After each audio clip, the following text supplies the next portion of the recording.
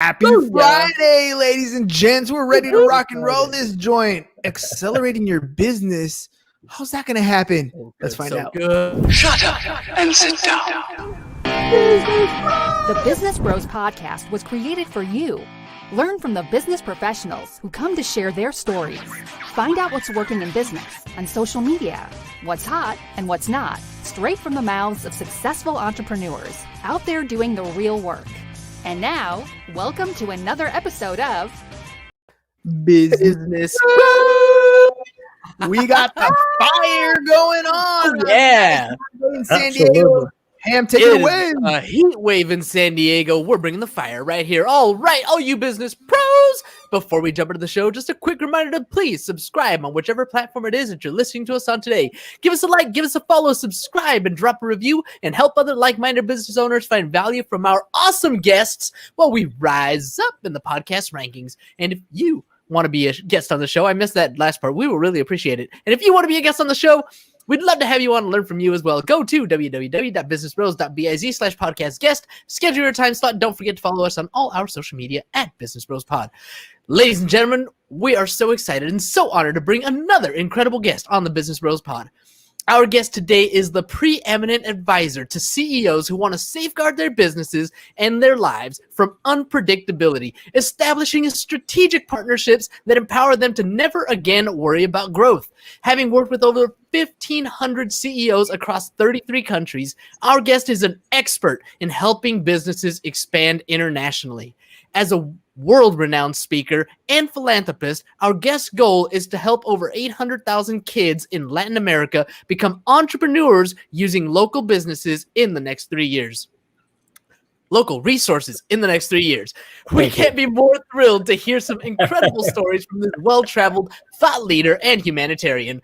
Joining us today out of the great state of Texas, the CEO Confidant from Divine Human Ventures and Wisdom for Kids. Welcome to the show, Angel Ribo.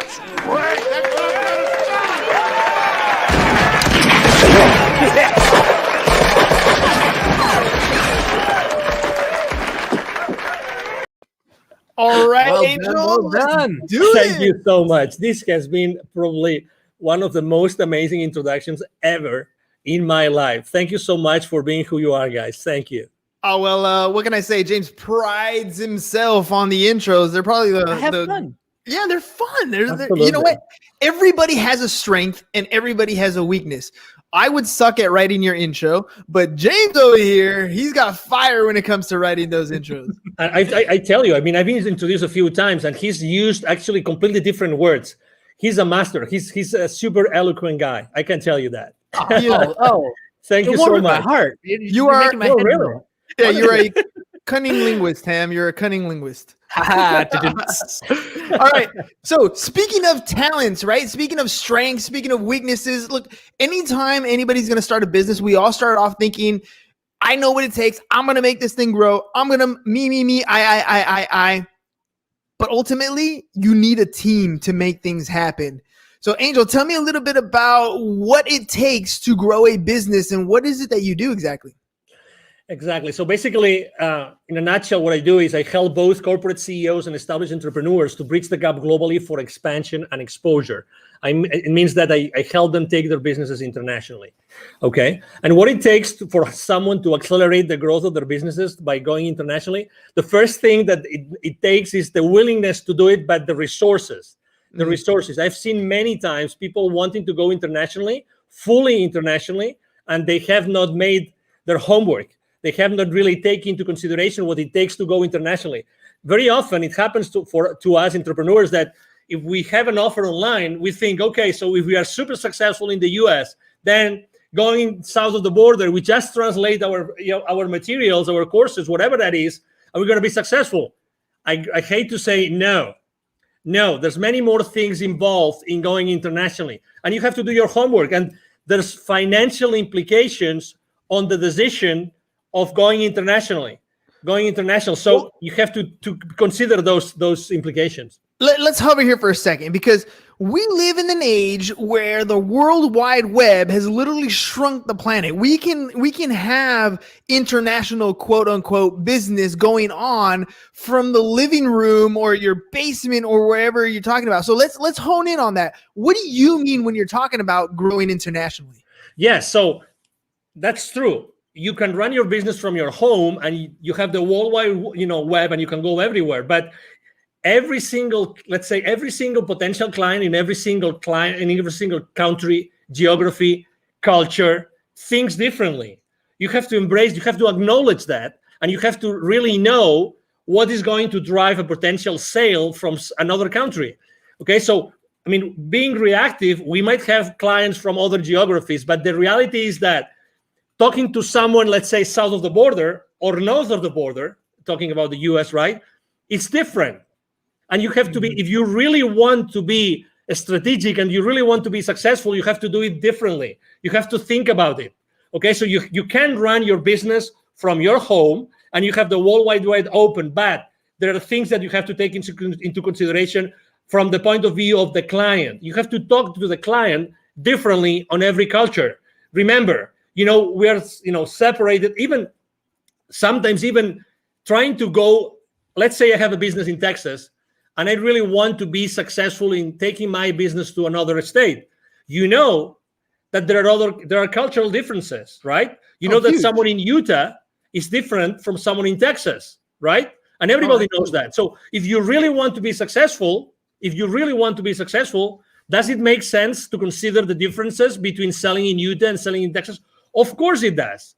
And you spoke about in the introduction, you actually mentioned something, which is, are you partnering with the right people? Probably if you want to go international, or even, as I said before, to another state, what about partnering up with someone who's already there, who's already aware of those differences, that can help you be more effective in conducting business in that area? And this is very often a blind spot that people forget. So, okay, it's easy to run your business from your home, but be mindful, be aware of the differences.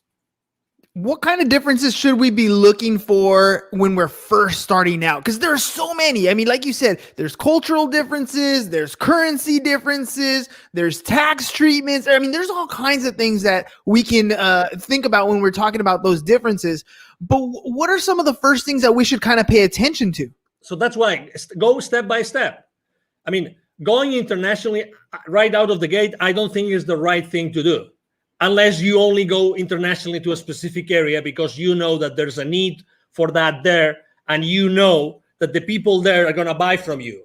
Unless that's the case, it's scaling up by accelerating the growth of your business by going international. It means that you have already had to establish your business somehow. That's very important. Okay, so initially, I don't recommend anybody doing that unless, again, that's going to be your number one strategy. So if that's your number one strategy, you have to really know what these people want.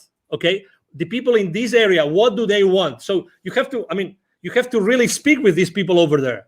Sometimes we tend to think, oh, it's extremely difficult. No, it's very easy.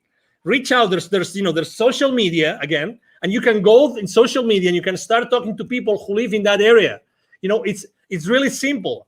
There's something in the entrepreneurial world, in the startup world, there's something called a minimum viable product. You've probably heard this thousands of times, right? Mm-hmm. So when you start your business, you probably have a minimum viable product or service that you want to offer to your audience, right? So the first thing you have to do is, if you want to go international, start talking to your audience about what you want to do. And I start asking them, hey, if I was to launch this product, sell it there, or this service, would you be willing to buy from me? And what would be the kind of service or product that you would buy from me, in that particular, area of expertise that I have? So that's the first thing.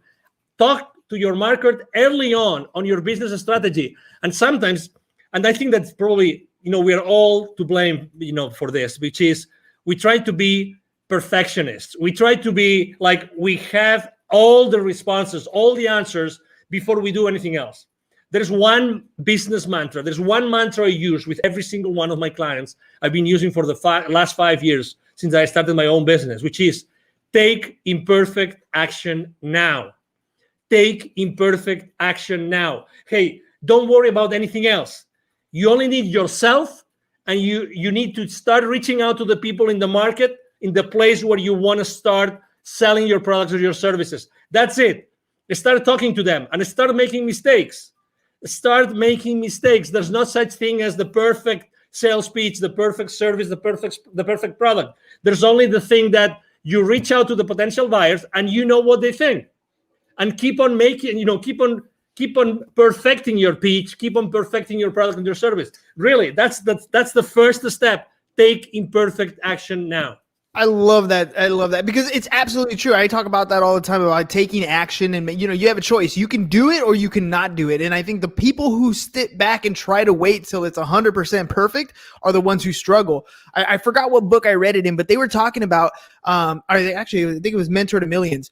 And what they were saying was most successful people wait until they have about a 70% of a plan, right? After that, they put it into action because there's nothing else you can predict. At that point, you have something that's viable that'll take you in the direction that you want to go. Will it get you to the destination? Probably not. But you're moving forward and you're not stagnant and stuck in one particular situation or at worst, not taking any action, right?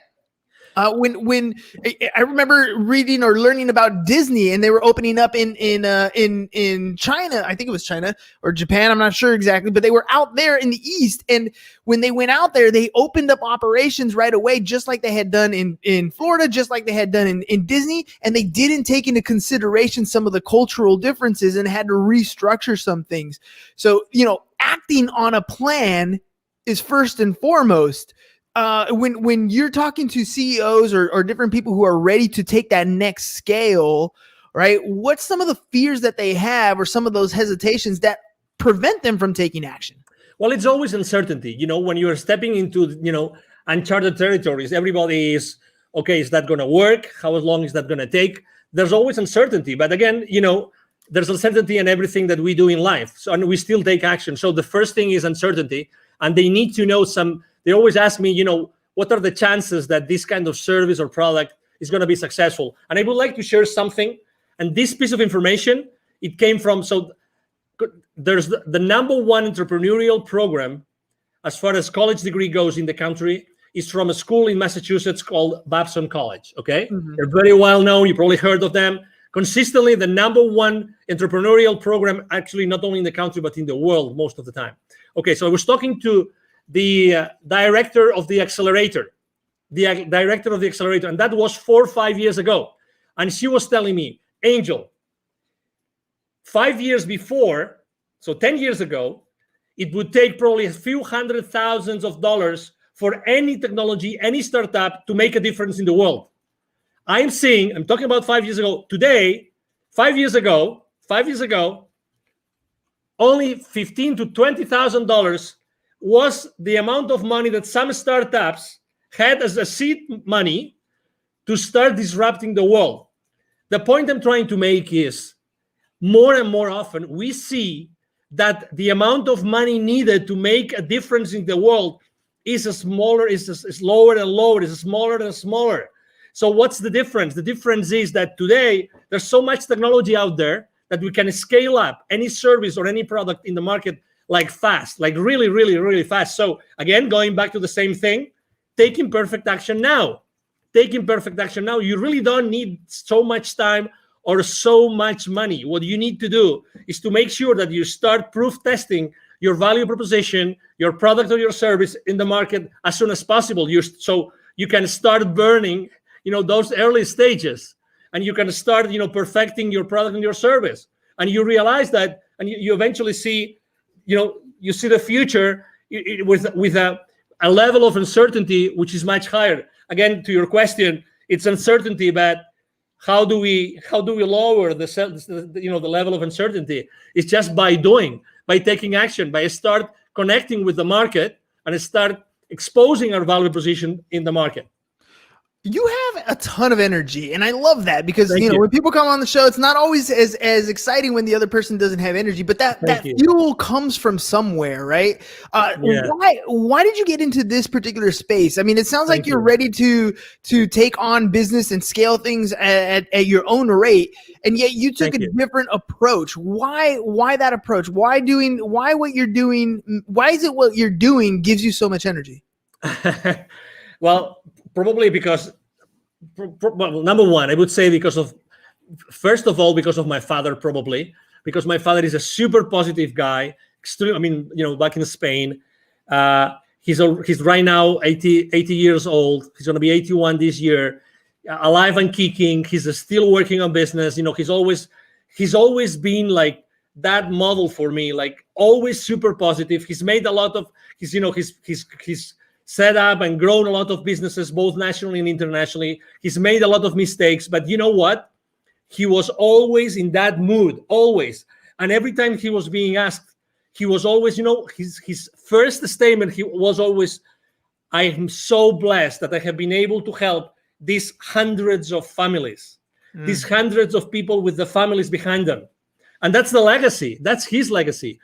So I think that this, flame that I have inside of me is because I really like to share my experience with people.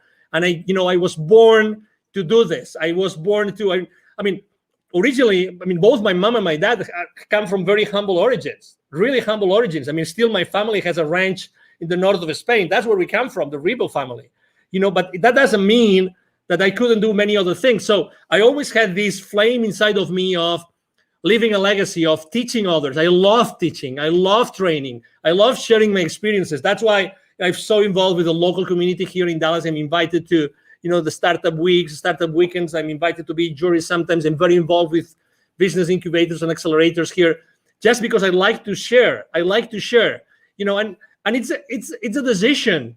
It's a decision. It's my decision if I wake up in the morning and I show up to the world in one way or another, and that's my decision. That's my option. That's who I am. It's a Friday evening, right? I have had so many calls this week. I have talked to so many people. I've had so many face-to-face meetings. But you know what? I am loving this interview, and I could be, and right now, if you told me, hey, Angel, you have to mentor, 20 people in a coaching call within 30 minutes, I'm gonna do it. I'm not gonna lie to the audience. How long ago did you offer me to be on your show? True. It was yesterday evening. So Exactly. less than 24 hours. Less than 24 hours. And I was super excited. I said, yes. You know why? Because I always say, why not?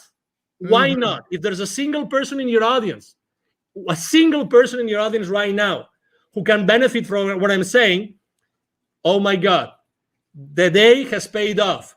The chance has paid off. The possibility that you guys have offered me has paid off. What is the core? What is the core of the CEO Confidant? Like, what is it that you're trying to achieve? Your mission in the business to have that can help more and more entrepreneurs get to the level that they want to get to. Thank you. For me, it's always been connecting the unconnected. And actually, I'm going to tie this to my nonprofit, connecting the unconnected. I've always, obviously, as you can imagine, I'm so grateful to God that He gave me this energy, this passion that I can, I have been able to help a lot of high-level executives throughout my life. That's a blessing. Probably this energy has helped me a lot. But this has only helped me enough as far as this helps me to make the world a better place. Okay? That's why, it reached a point in 2016 in which it was very clear to me that I had also, the reason why I had lived in Latin America for so many years and I had done business in Latin America for so many years is because I had to be exposed to those areas where so many underprivileged kids live. And you know what I'm talking about. I'm talking about in Latin America alone, in 2012, according to UNICEF numbers, 81 million kids live in poverty. 81 million kids. 22 millions don't have drinking water in their house. 22. And that was 2012. Can you guess after COVID? Can you guess what happens?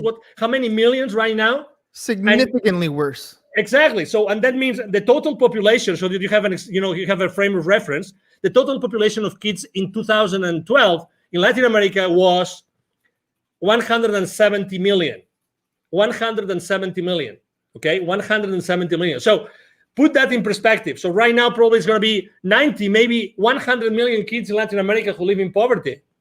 Yeah. So that's why, what's my mission? I've always feel that I keep on developing and helping so many high-level executives and established entrepreneurs, because at the end of the day, what I have to do is I have to be able to have so many stories, and I have to be able to connect all those high-level executives with those entrepreneurs that have still so much to learn. And I know that if it's not me, who's going to teach them entrepreneurship? Who's going to inspire them?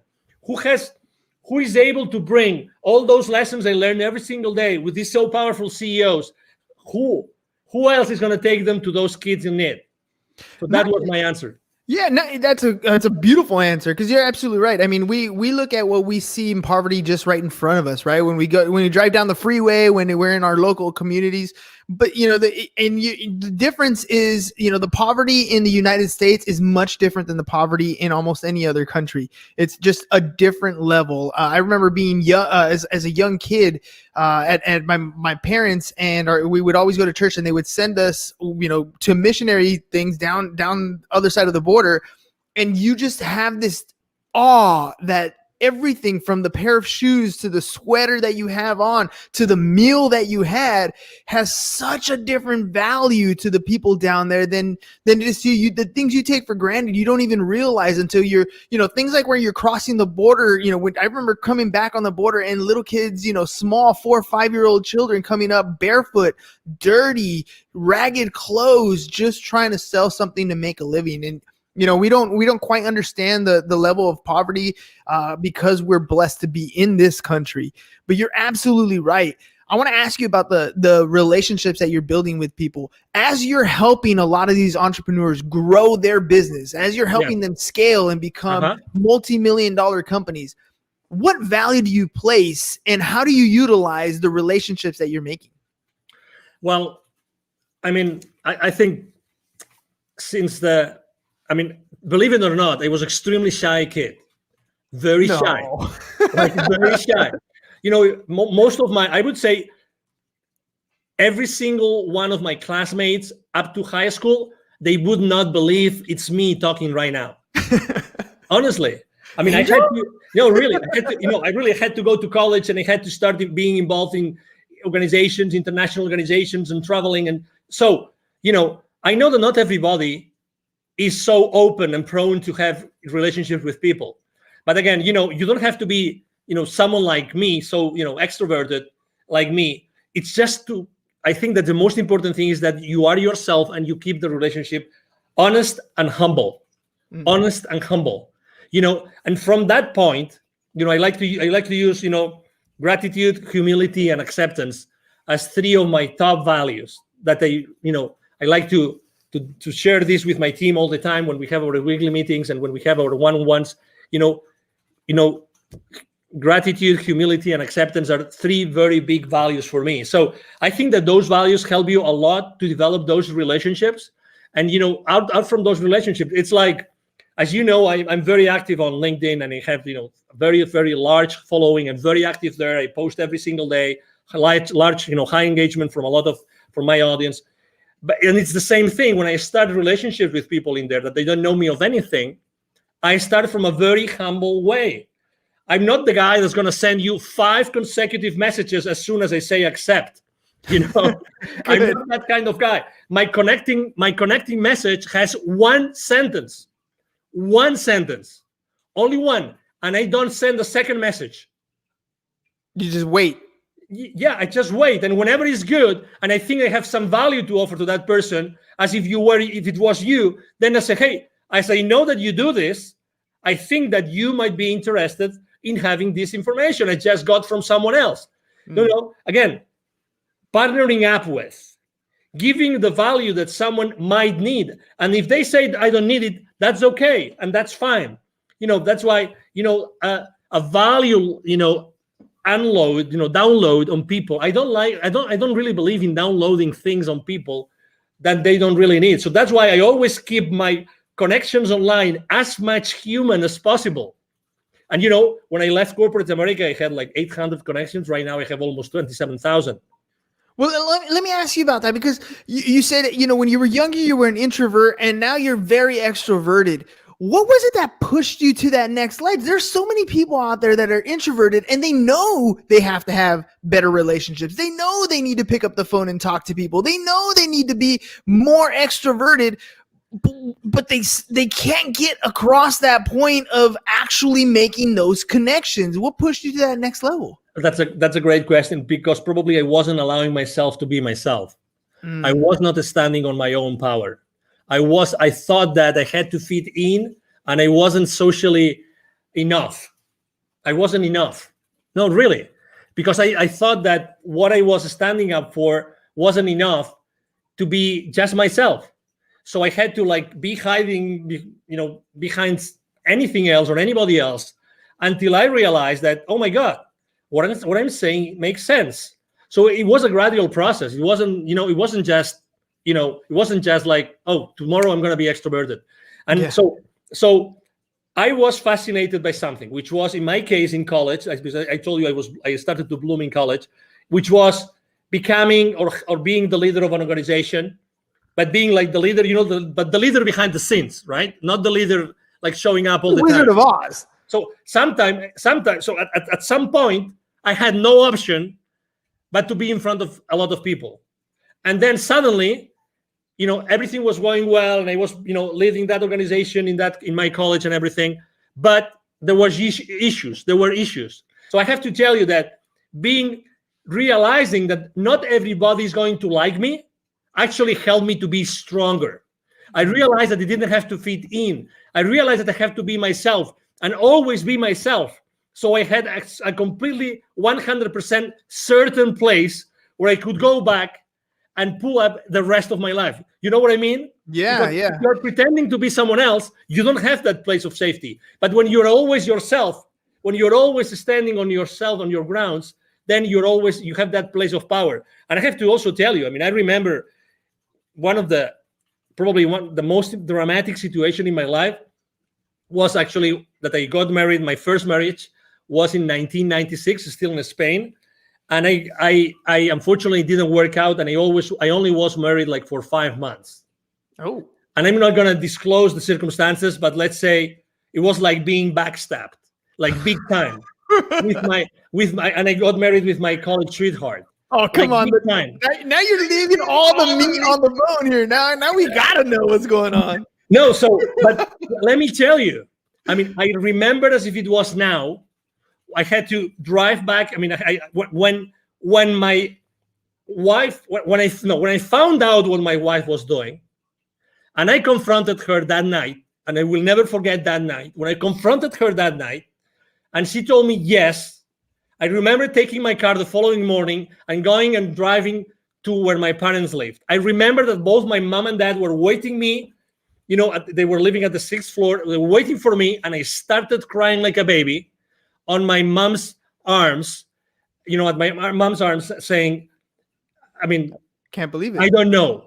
How can my life collapse? What did I do wrong? I had the car,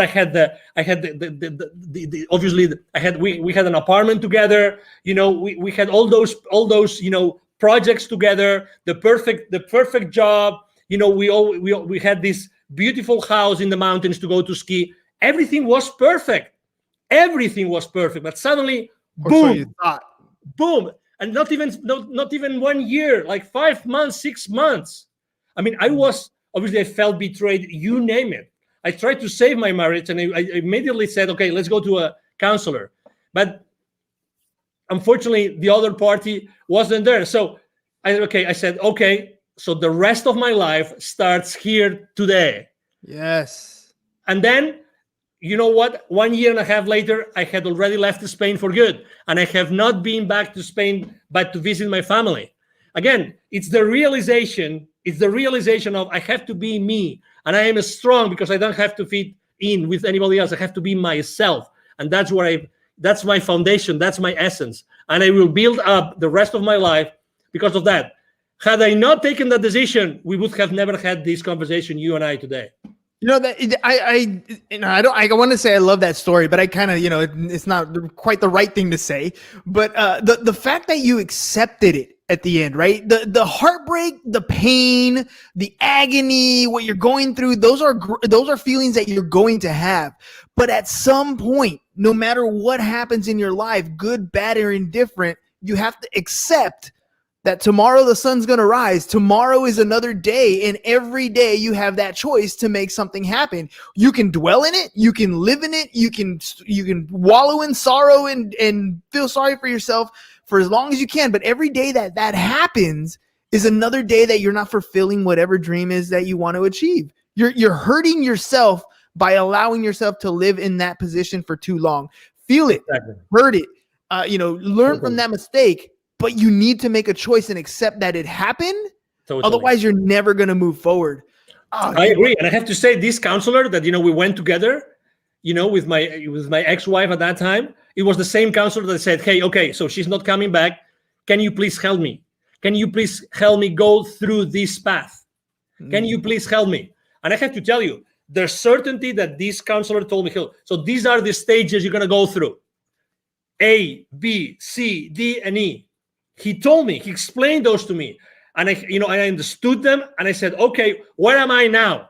And he told me, no, it's a good question. It's a good question. Yeah, of course. So you are here. Okay. Typically, what do you see in your practice? How long is it going to take for me to get to the final, destination of this, of this, whatever it is, right?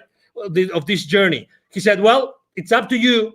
I've seen people here and I've seen people there, and I've seen people that will never recover from a divorce or from a separation.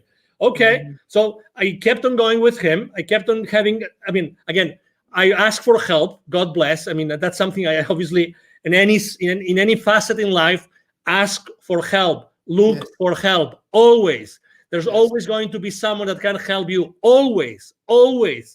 The only scarce resource in your life is time. Yes. Get over any situation, any challenge with the help of someone that's been there before. Do that. Don't hesitate. It doesn't matter. Money comes and goes. Do that. And oh my God, after 6 months of my separation, guess what? Guess who came after one of my, I just finished one of my swimming practices. I love swimming. Guess who came to say, I would like to come back together? Who was going to say? I'm not going to say, but you know the story, right? You know the story. And I said, unfortunately not. I don't want this to happen in the future when we already have children. I don't want that for my life. Decision made. Imperfect decision. Don't know what the outcome was going to be, but you weren't going to do it again. No. Oh man, Angel, that's, I love that, the whole idea of time scarcity, right? You only have so much time in your life. And yes, ladies and gents, you're going to feel uncomfortable when you're going to make a decision. You're not going to know the outcome. It's going to be scary. It's going to feel weird, but do it anyways. Do it anyways, because there's only two types of regret that you're going to have when you're older. And one of the biggest ones, the worst ones, is when you're 98 years old and you are incapable and you're out of time to have that regret to worry about. So take the action. You might make a mistake and it's okay. There's always a way to correct, but take that action. Angel, before we head out, let our audience know if they want to work with you, how can they get a hold of you? Absolutely. The first thing is, it's very easy. Send me an email. I have a team behind me. We all work together. We will always respond to you. My email is very easy. My email address is angel@angelribo.com. I'm going to spell it for you. ANGEL@ANGELRIB as in boy O.com. That's the easiest way. If you want to know, what I do, what I stand for, you can go to LinkedIn, Angel Ribo, the CEO Confidant. And you will see me there every single day posting. I post a lot of personal stuff because I think it's important for everybody to know, what I think is important for me. And obviously, I would like to help you. And needless to say, thank you very much, guys, for being so kind with me and allowing me to be today on your show. Hey, man, thank you for coming on last minute. Thank you for sharing, being vulnerable. I honestly believe that some of these stories that we have in our life, some of the worst stories in our life, make the greatest connections with people. So thank you very much for sharing some of your worst times with us. I connected with you. I'm sure there's a lot of our listeners that connected with the same type of story. Thank you. All right, ladies and gents, it is Friday, but we'll be back because Monday's going to come right around the corner. So that's all we got for you guys today. Have a great and safe weekend. Peace. And we're out. Thank you for listening to the Business Bros Podcast. Are you looking to get more clients or to increase your income? Hernan, the business bro, can help you generate referrals through the power of podcasting. And James, the insurance bro with Pipeline Insurance, can help you effectively add insurance to your existing business. If you are ready to create wealth today and generational wealth for tomorrow, email businessbros@csfirst.com to schedule a free consultation or join the Business Bros Network, www.businessbros.biz.